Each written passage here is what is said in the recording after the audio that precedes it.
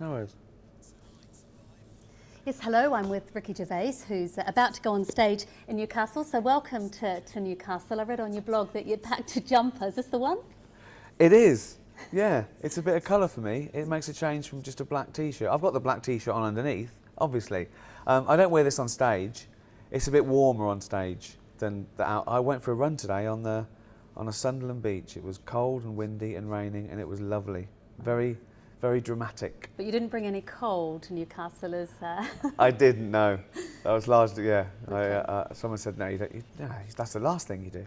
Okay, so what's it been like performing to a Geordie audience compared to perhaps a London audience or an American audience? How have the Geordies been? How have they received you? They've been fantastic, but they've been fantastic everywhere. I think, you know, when you play to a few thousand people in a room, they're pretty much the same wherever you go, really. And I think it's a myth that, you know, audiences are different. I suppose the cliche is the further you get away from London, they're a bit warmer, but I think it's the room that counts.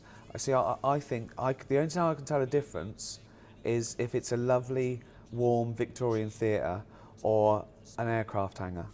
And I think the room makes a difference. If people are all huddled in with velvet and beautiful lights and beautiful, do you know what I mean? That's lovely, and that smoky atmosphere.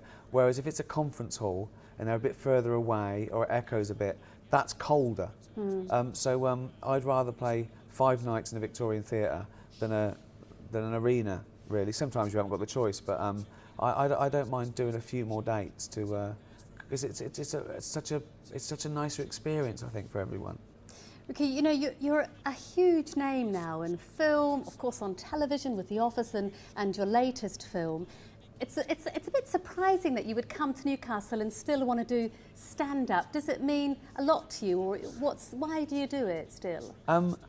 I think for the same reason I do anything, really. You know, I didn't have to work after The Office, but that's no reason to stop working. What else would I do? Potter around and slowly die? I do this because I sort of feel I have to, and I love it, and I want to get good at it, particularly stand-up. You know, most comedians sort of slog around for 15 years trying to get a sitcom. I walked straight in and got a sitcom, so I felt that I should be good at this. You know, I feel like you still want to graft as well, though, rather than have it all on a plate. Yeah. It's a bit uncomfortable Yes, I being do. so famous so easily. You know, you do think you have to deserve it and all that, but I think the work is the fun bit for me, and I also think the struggle and working hard is the reward. And I learnt that at the tender age of 40, after The Office. It's the thing I tried hardest at in my life, and I was rewarded by it. And I got addicted. I got addicted to trying as hard as I could.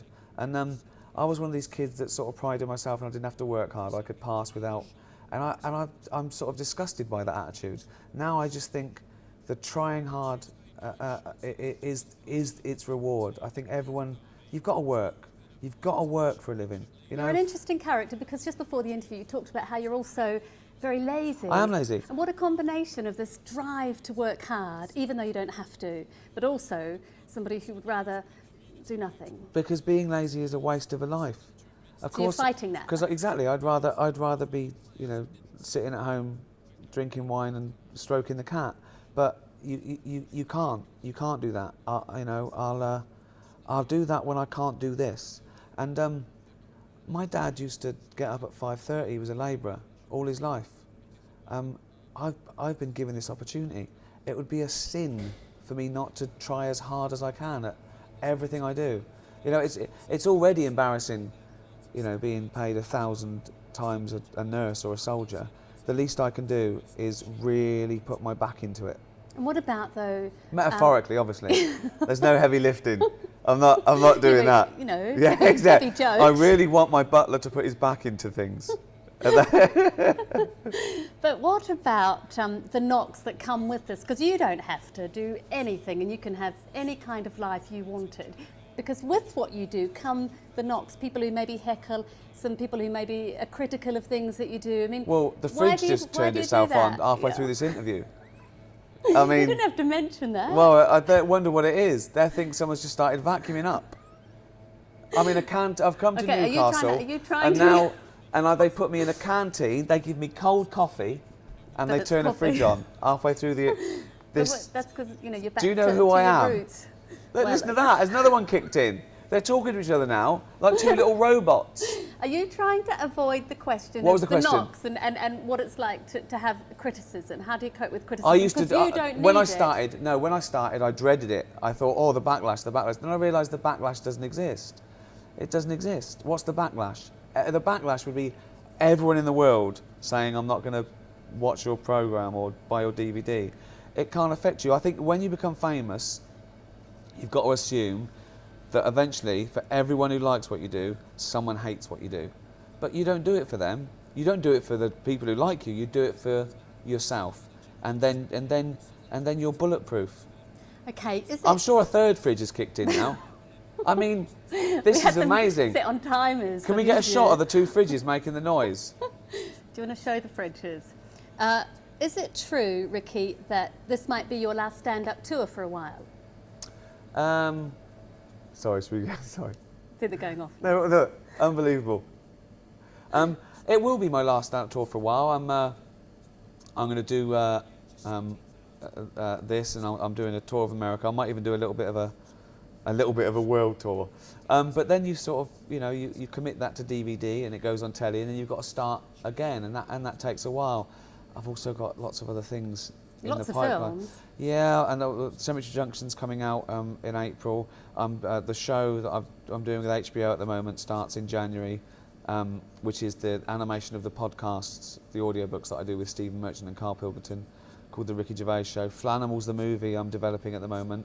So there's lots of things that I want to do before I die.